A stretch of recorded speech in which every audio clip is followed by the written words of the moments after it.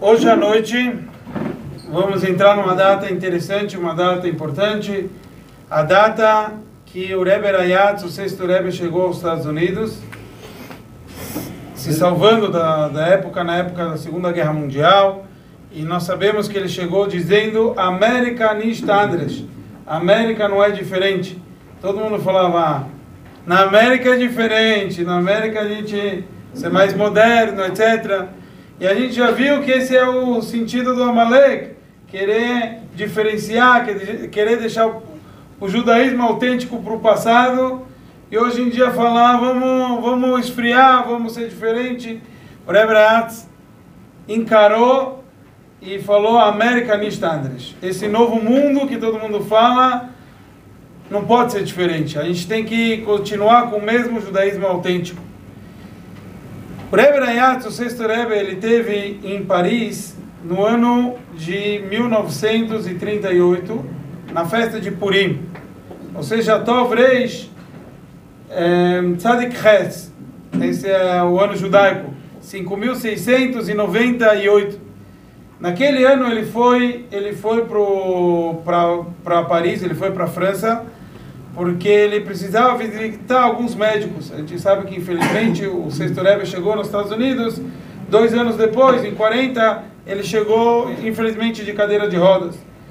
Então ele foi visitar alguns médicos lá em Paris, e ele acabou fazendo Purim lá.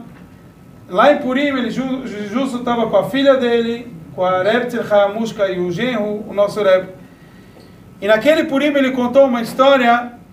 Ele falou que uma vez o pai dele foi numa reunião do Vader Abonim, como é chamado, a reunião dos rabinos, e tinham vários decretos que o governo russo queria fazer, que os rabinos acharam diferente. E para isso precisava alguém encarar e arranjar permissões e etc. Sempre tem os protocolos e sempre tem precisam sempre de como chama? Hoje em dia tem certidão de nascimento atualizada. A gente sempre precisa assim, um novo documento.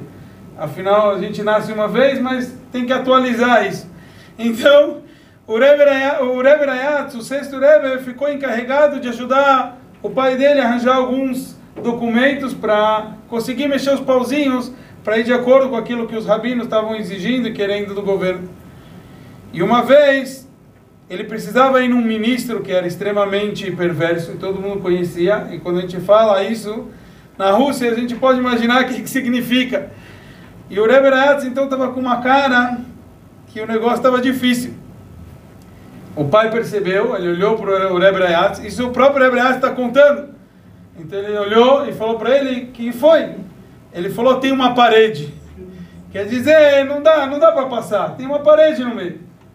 Então o quinto Rebbe falou para ele, pega a testa e dá na parede até formar um vão, e do vão você vai fazer uma porta e de lá você vai passar. Quer dizer, assim que ele encarou e falou e explicou o Messirut Nefesh, o alto sacrifício que tinha que fazer para encarar, para derrubar e romper qualquer barreira. Aqui, justo nessa porção, a gente vê algo relacionado a isso. Nós vemos sobre o tzitz. O tzitz é traduzido ou como tiara ou como diadema, como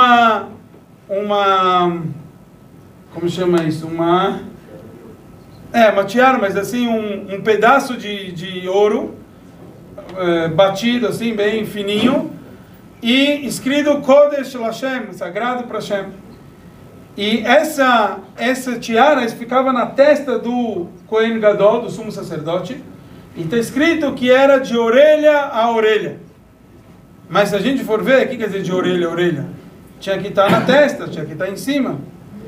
Então, isso vai ser visto na testa do Kohen Gadol, do sumo sacerdote. O Marshal, o comentarista, ele traz que realmente era algo extremamente grande, largo, aonde estava na altura da orelha aqui, mas subia e ficava na testa. Quer dizer, ficava espalhado assim o tzitz. A palavra tzitz, então, simboliza esse vestuário, essa roupa, que ficava de orelha a orelha quer dizer, mexia tanto com o conceito da audição quanto o conceito da visão. E é por isso que a gente encontra também linguagens relacionadas aos dois. E a gente encontra essa linguagem de tzitz, vem de enxergar, de observar. E também, tzitz também vem da linguagem de brilho. Qual o significado? Então o significado é que o tzitz, ele lembra a gente que a gente tem que ter um brilho e a gente tem que olhar para as coisas mais profundas da nossa alma. E esse é o conceito que a gente estava falando, que nesse Shabbat a gente tem a leitura de Parshat Zachor, da lembrança, e o Rebbe até traz, que é conhecido como Parshat Zachor, a gente fala da lembrança, nem fala do Amalek quando a gente chama desse Shabbat, quer dizer, a gente lembra. O que um Yudi lembra? Ele lembra do seu potencial. Amalek é um povo extremamente negativo, um povo que quis esfriar, que quis parar o povo de Israel, antes da gente entrar na terra de Israel. Está escrito que a terra de Israel tinha 7 povos que se comportavam de forma inadequada. 7 povos simbolizam as 7 forças emocionais. Devemos lutar contra as nossas forças emocionais negativas para transformá-las em positivas. Esse é o conceito de conquistar a terra de Israel.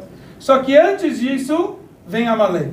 Antes de qualquer coisa, Amalek vem, e é trazido nos livros racídicos, etc., que Amalek tem o mesmo valor numérico da palavra Barzel.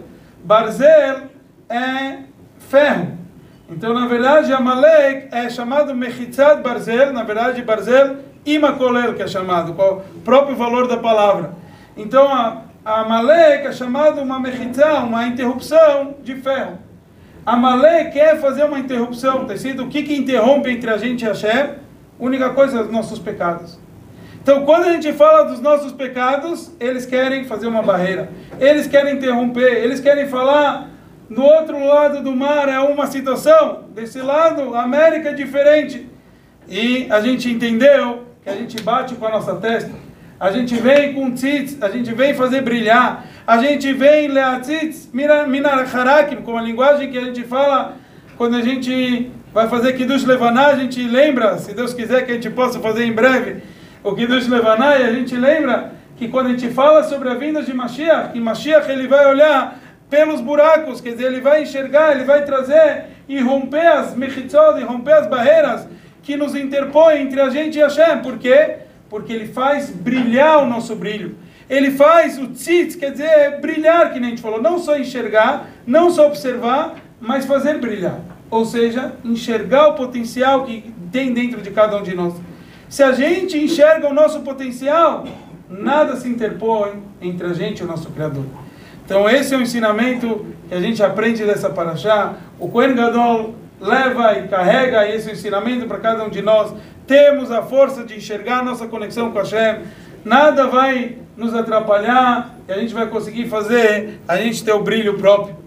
O Ayom Yom de hoje à noite, dia 9 de Adar, então ele traz aqui que hoje em dia, quando alguém anda pela rua e pensa palavras de Mishnayot ou de Tânia, ou quando se está no trabalho com Humash ou Teilim, isto é mais precioso do que na época em que as ruas brilhavam com a luz da Torá. Não se deve andar na rua com o coração vazio. Deve-se ter Torá memorizado e com ela andar pela rua. Depois ele nos traz, no Adar 2, ele nos fala que na Brachá de Borei Nefashot se diz Al Koil Masheboroso. A palavra Koil é com Choilon e não com o Kometz. Depois ele fala que o grande anseio de ligar-se com o Rebbe só pode ser saciado através do estudo dos Mamarim e da Hassidut que o Rebbe pronunciou ou escreveu. Só vê-lo não basta. Quer dizer, que nem a gente falou, era a época em que todos os Hassidim estavam com vontade de ver o Rebbe, e o Rebbe Rayatz veio. Então o Rebbe falou, só ver o Tzadik, não basta. Tem que sentar, estudar, e que a gente possa cumprir isso da melhor forma.